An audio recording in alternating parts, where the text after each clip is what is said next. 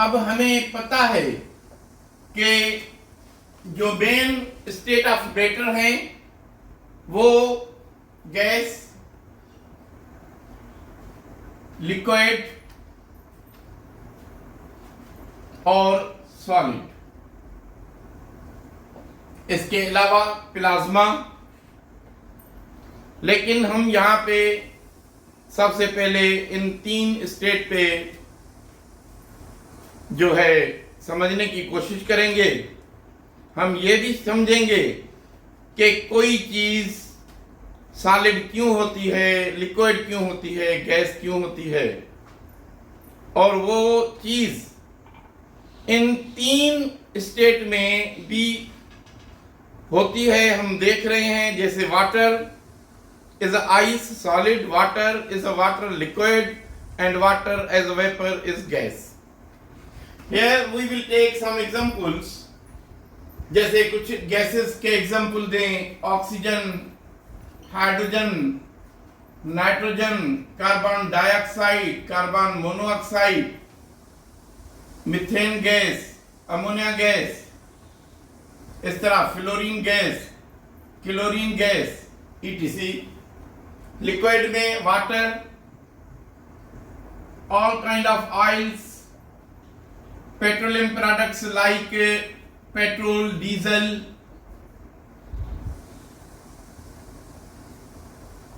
Milk, honey, Mobil oil, and so many things.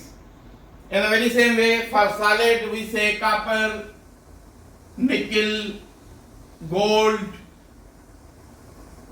iron, calcium carbonate, इस तरह sodium carbonate, इस तरह बहुत सारी चीजें हैं। अब समझने की बात जो है वो ये है कि डिफरेंस क्या है इसमें। जैसे हम कहें कि सॉलिड को अपनी शेप होती है, वॉल्यूम होता है, डेफिनेट वॉल्यूम, तो ये इसके डेफिनेट होते हैं, वॉल्यूम भी डेफिनेट होता है। इस तरह लिक्विड में जो शेप है वो डेफिनेट नहीं होती। एक्वायर शेप ऑफ कंटेनर,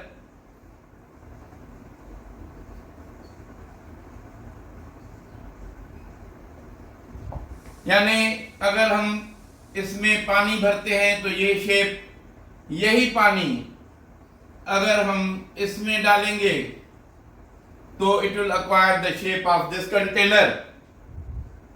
लेकिन इसका वॉल्यूम जो है वो डेफिनेट है, डेफिनेट वॉल्यूम।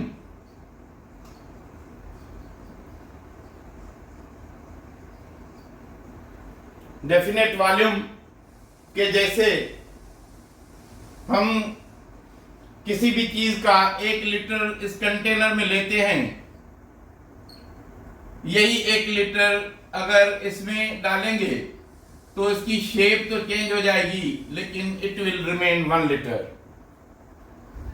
इस तरह गैसेस में शेप भी डेफिनेट नहीं होती और वॉल्यूम भी डेफिनेट नहीं होता। It will acquire the volume of the container. Container का जितना वॉल्यूम होगा वो गैस जो है उस सारे कंटेनर में फैल जाएगी।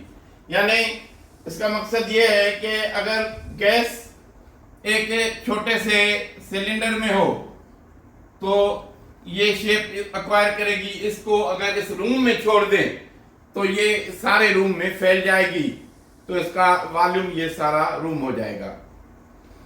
इस तरह जो मेन चीज मैं आपको समझाना चाहता हूं वो ये है कि सपोज करें हम कहेंगे कि 2 चीजों पे ज्यादा समझने की कोशिश करेंगे।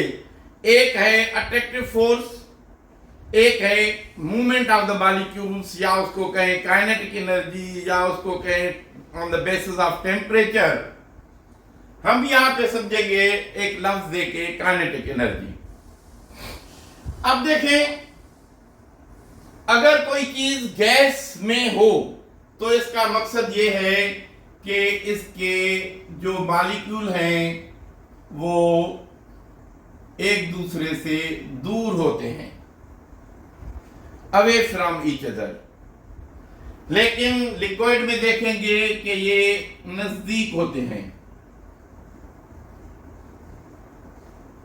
यानी इसको हम वर्ड देंगे अवे फ्रॉम ईच अदर, इसको देंगे क्लोज टू ईच अदर, और इसमें जो है वेरी क्लोज और वी से compact type, very close,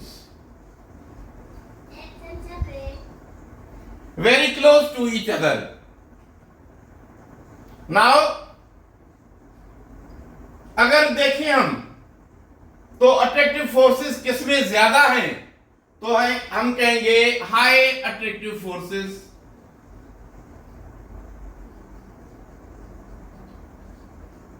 high attractive forces in case of solid, low attractive forces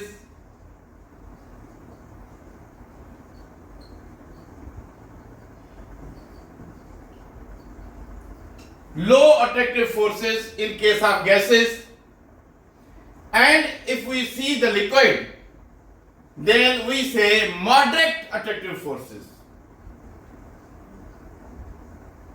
moderate attractive forces।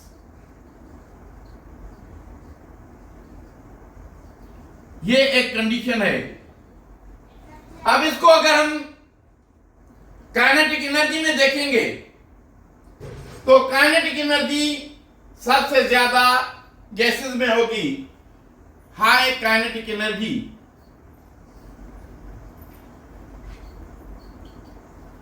इसमें moderate kinetic energy,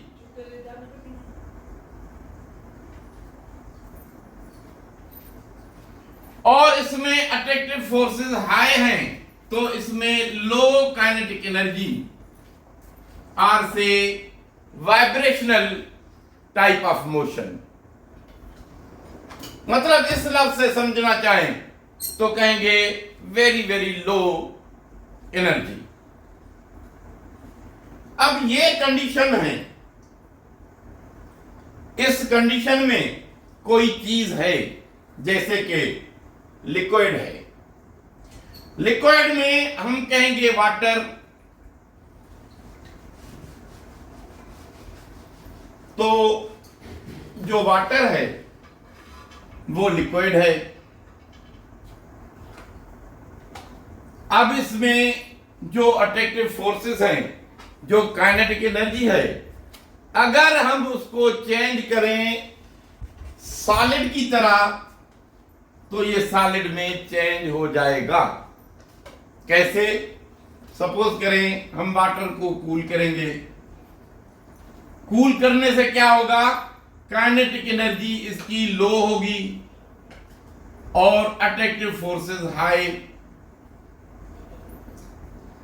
attractive forces बढ़ते जाएंगे, तो अट्रैक्टिव फोर्सेस इतने बढ़ जाएंगे कि it will change the state, it becomes ice. अगर हम वाटर को, जिसमें मॉलिक्यूल नजदीक हैं, अट्रैक्टिव फोर्सेस मॉडरेट हैं और काइनेटिक एनर्जी भी मॉडरेट है, अगर हम इसको हीट करें तो इसकी काइनेटिक एनर्जी बढ़ जाएगी, इसके अट्रैक्टिव फोर्सेस टूट जाएंगे, तो ये इसके मॉलिक्यूल जो हैं will go away from each other. तो इसको अगर हम हीट करेंगे तो ये वेपर्स में चेंज हो जाएगा, यानी गैसेस में चेंज हो जाएगा। क्यों हुआ? क्योंकि हमने इसकी जो फोर्सेस हैं उसमें हमने तब्दीली की है। हमने वाटर को हीट किया, वाटर को हीट करने से क्या हुआ, काइनेटिक एनर्जी हाई हो गई,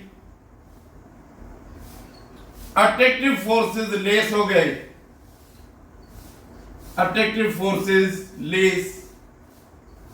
तो अट्रैक्टिव फोर्सेस लेस होंगे तो जाहिर है कि molecule will go away from each other, तो कंडीशन में फेज चेंज हो जाएगा, इट विल बिकम्स गैस। तो आप देखें कोकोनट ऑयल है, कोकोनट ऑयल को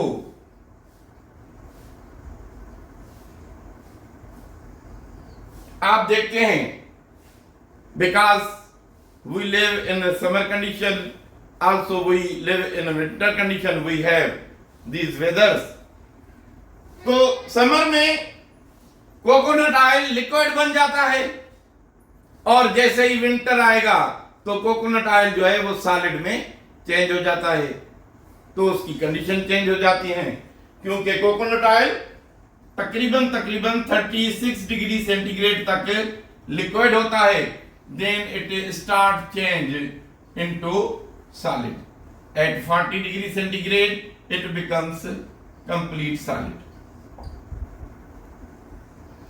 तो इस तरह की चीजें होती हैं।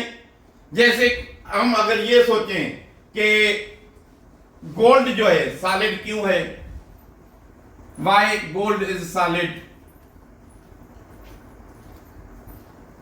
तो हम कहेंगे कि ये डिपेंड करता है इसकी मेल्टिंग पॉइंट पे।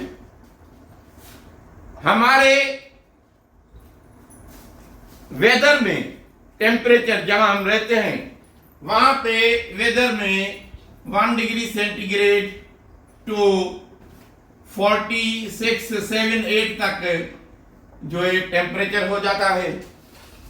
अब ये टेम्परेचर इसको लिक्विड में लाने के लिए काफी नहीं है, इस वजह से हमारे माहौल में जो गोल्ड है वो सॉलिड होगा, क्योंकि उसको मेल्ट करने के लिए ज्यादा टेम्परेचर की जरूरत है।